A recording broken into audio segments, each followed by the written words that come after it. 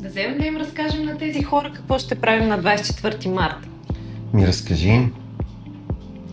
На 24 марта от 18:30 заповядайте в клуб ФОМО. Изкуствен срещу естествен интелект. Това е темата на втория епизод на After Work Business Dating. Чух за някакви полицайки да си носили книжката.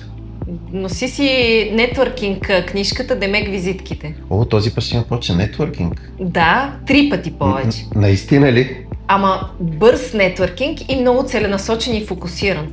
А ще има ли гости този път?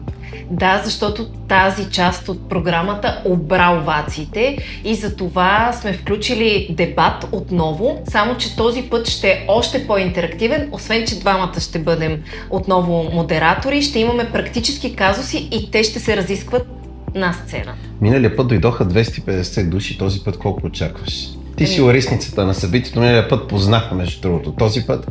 Ти беше скептичен и този път казвам 500. Ще има ли място за толкова много хора?